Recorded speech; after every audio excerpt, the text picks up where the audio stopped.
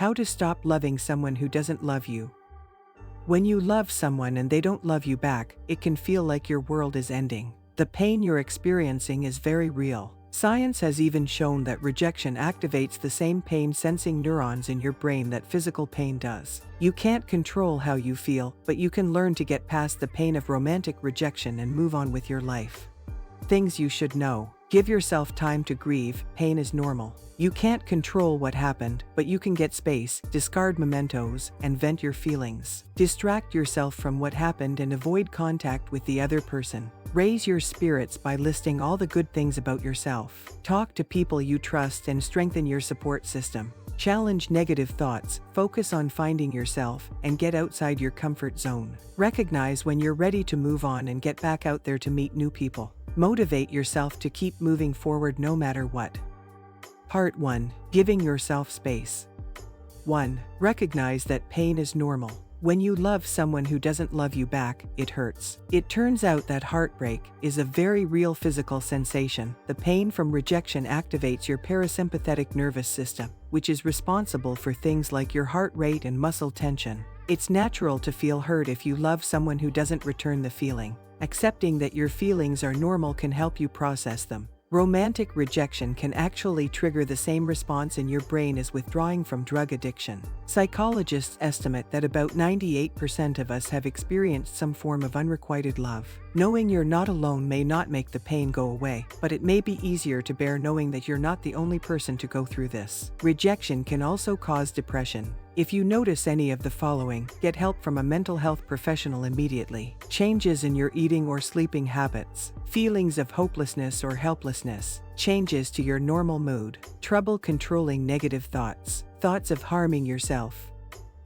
2. Allow yourself time to grieve. There's nothing wrong with having to grieve as long as you don't get stuck there. In fact, it's healthier to let yourself be sad than it is to try to suppress those emotions. Denying or minimizing how you feel, such as saying it's no big deal or I didn't love them anyway, will actually make it worse in the long run. If you can, take some time out of your life to process your sadness. This will help create a healing space for you to deal with your grief. For example, when you first realize or are told this person will not love you back, then you should take some time to be alone somewhere, even if it's just going for a 15-minute walk at work.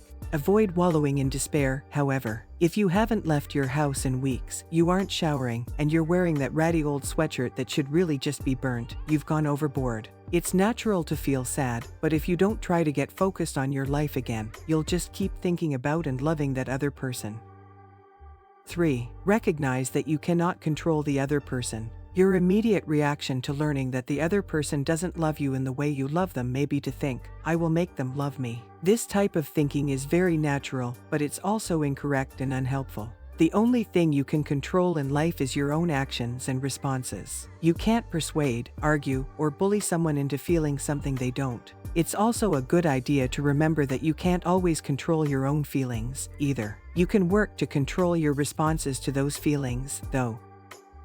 4. Take some time away from the other person. Part of creating space for yourself to grieve and to move on is not having this person as part of your life. You don't have to cut this person out of your life completely, but you do need to take a break from him or her. You don't have to be unkind or cruel. Just ask the other person to give you a little time to get past the feelings you're working through. If the person really cares about you, they'll give you what you need, even if it isn't the most pleasant experience. If the person you're trying to stop loving is someone that you've relied heavily on in the past for emotional support, find a different friend to help fill that role.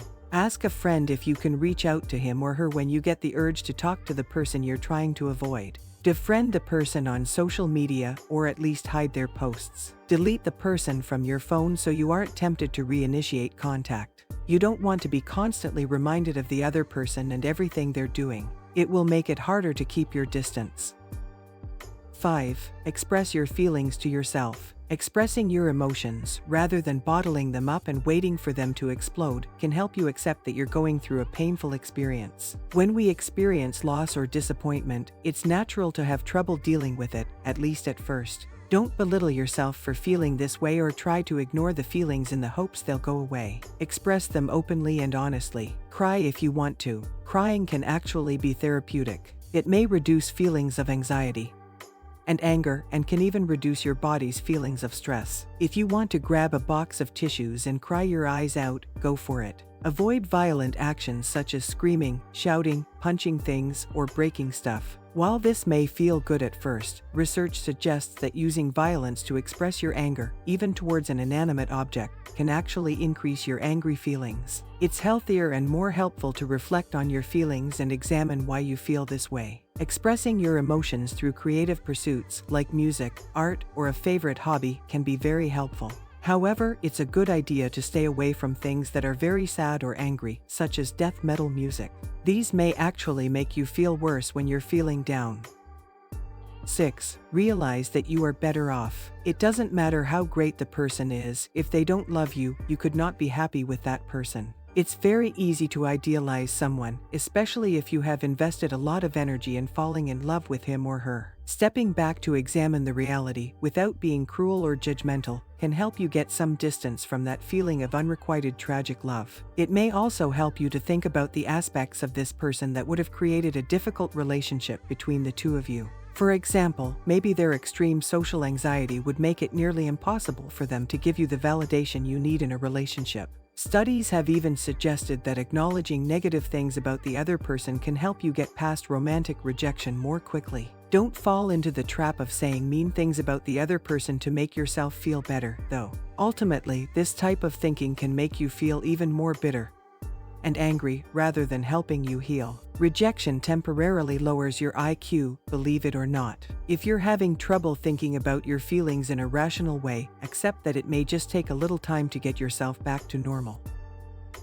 7. Avoid the blame game. Just as you have no control over falling in love with this person, they have no control over not falling in love with you. If you go around blaming him or her for friend zoning you or thinking they're a terrible person for not loving you, you're being unfair to the other person. This emphasis on bitterness will also hold you back from healing. You can feel upset about the person not loving you without blaming that person. Don't let your friends play it either. Your friends may try to villainize the other person for not loving you. If this happens, thank them for their support, but say that it isn't fair to blame them for something they can't help.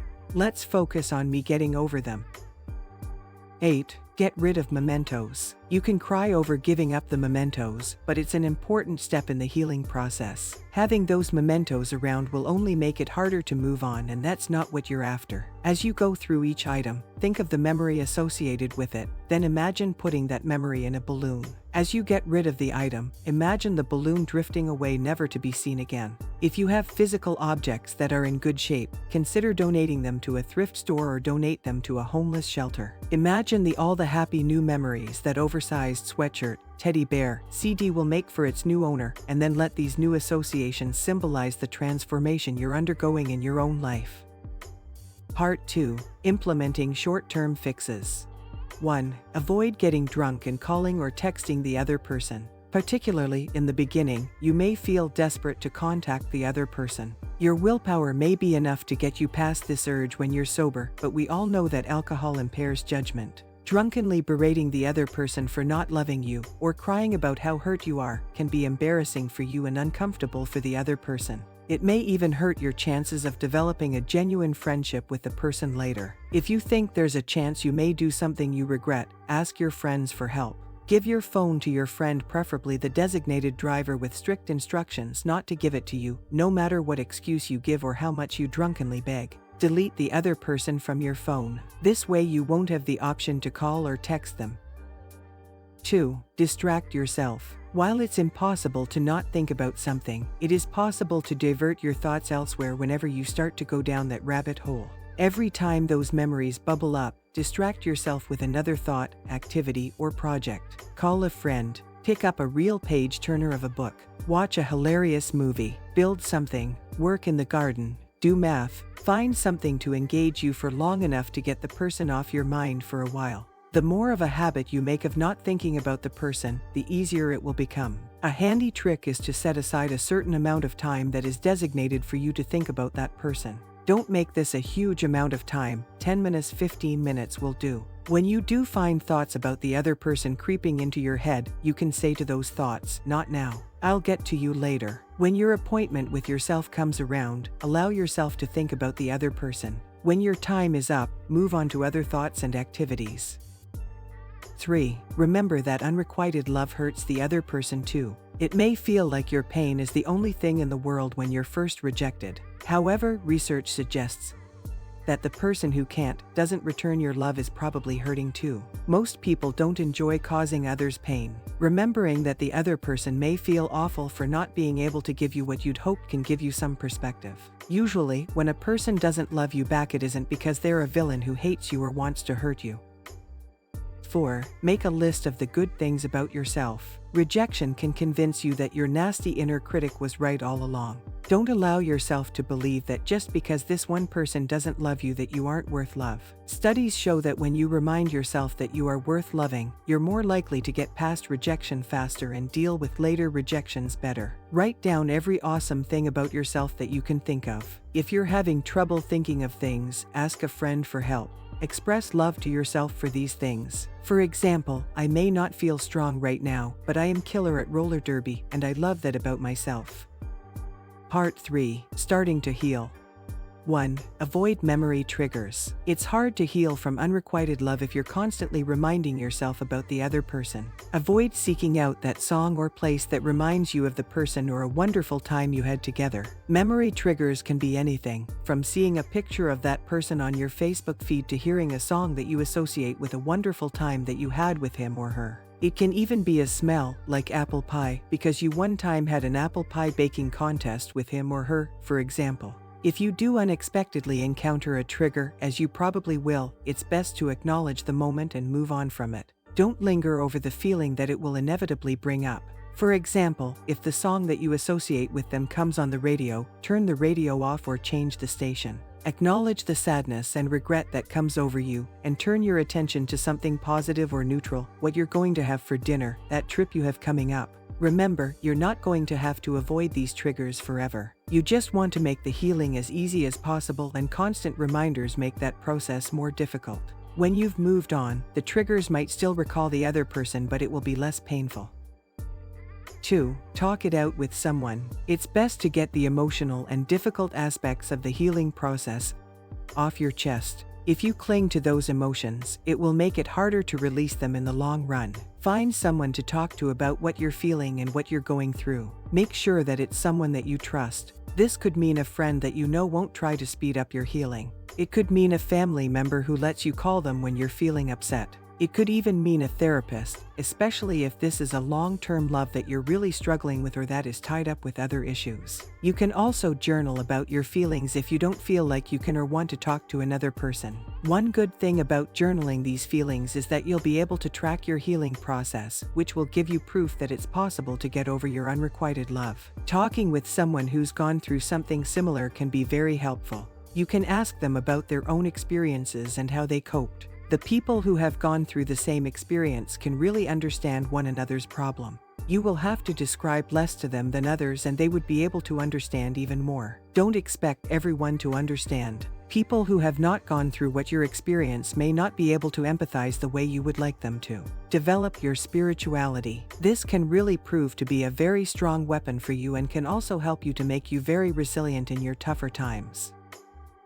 3. Strengthen your support networks. One of the big side effects of rejection of all sorts, but especially romantic rejection, is feeling disconnected or isolated from others. You may not be able to have the relationship you want with this one person, but you can strengthen your relationships with the other people in your life. Studies show that interacting with people you love can help speed up your body's recovery time. Since emotional pain often manifests physically, spending time having fun with loved ones can help you recover from that unrequited love. Fun is particularly important because of how it works on your brain. Having fun reduces your feelings of anger and can help you feel positive. Laughter really is the best medicine. It releases endorphins, your body's natural mood boosters. It can even increase your body's ability to tolerate pain. So go see a silly movie, sing drunken karaoke, bounce on a giant trampoline, have fun, laugh, and learn to heal. 4. Challenge unhelpful thoughts. Certain patterns of thought can sabotage your healing process and make it far more difficult to move on. Remember that you can live without the other person and that they are not perfect. You are fully capable of loving someone else. Remind yourself that people and situations change. What you feel now is not how you're going to feel for the rest of your life, especially if you're actively working towards feeling differently. Don't blame yourself or feel stupid for having these feelings. It happens to everyone and you have been strong enough to get over it. So, feel proud of yourself for that.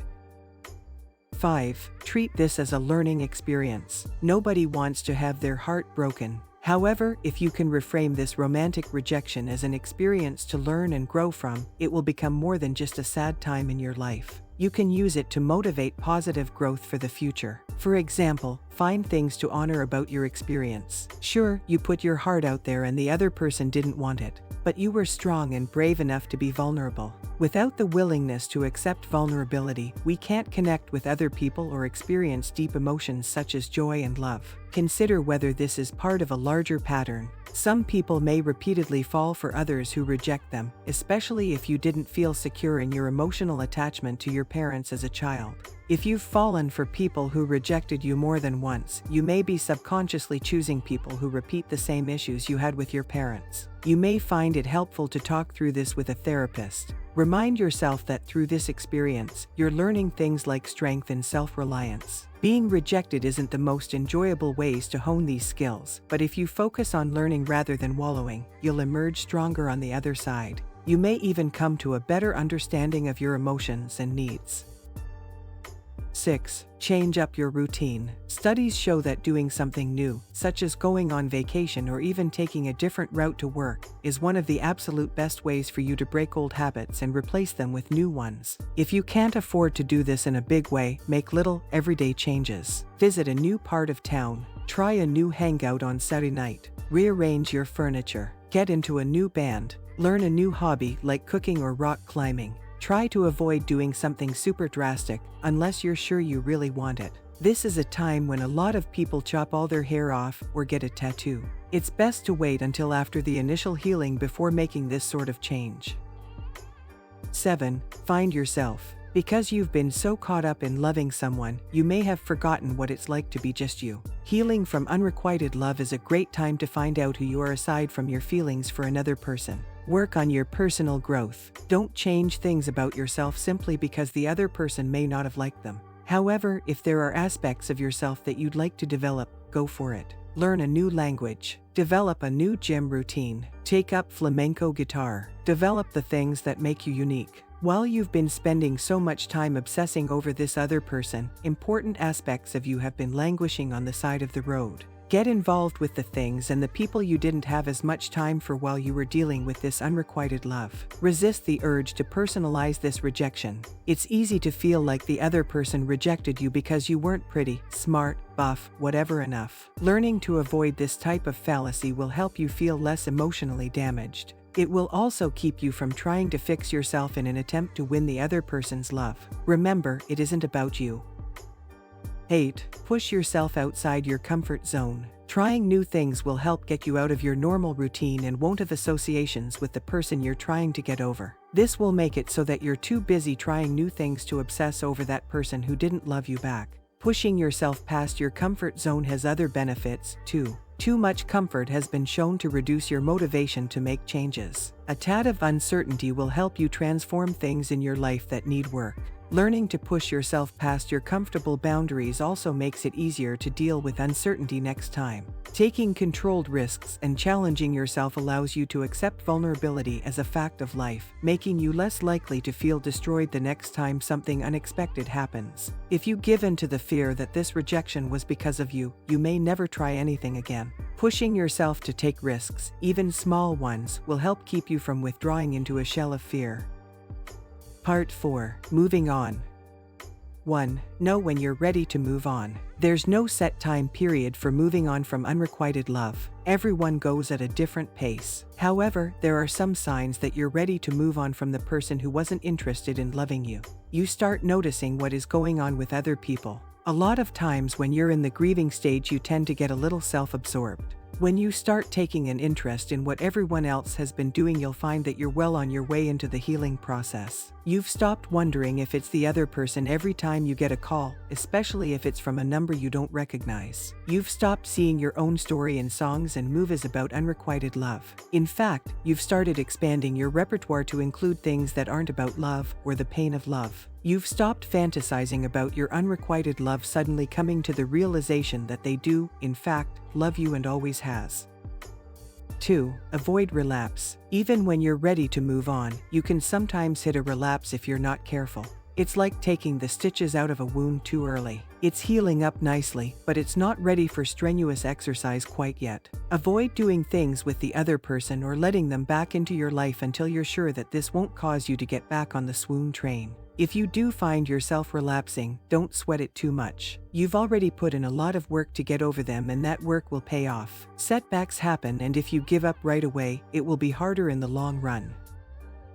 3. Get back in the game. Put yourself out there, meet new people, flirt, and remind yourself how great it feels to be a catch. Your confidence surely needs the boost, and in the meantime, you'll meet interesting new people. In fact, every time someone is better in some way than the person you've been chasing, better looking, funnier, smarter, more down to earth, make note of it. It'll put things into perspective. You don't necessarily have to be on the lookout for a new relationship. Just enjoying the presence of new people can be a big pick-me-up. Be very careful with rebounding. While sometimes a rebound is just what the doctor ordered, it only works when you're emotionally ready for it. You're honest with yourself about the fact that it's a rebound, and you're honest with the other person about the fact that it's a rebound. Don't make this new person feel as miserably in love with you as you are with the person you're trying to get over.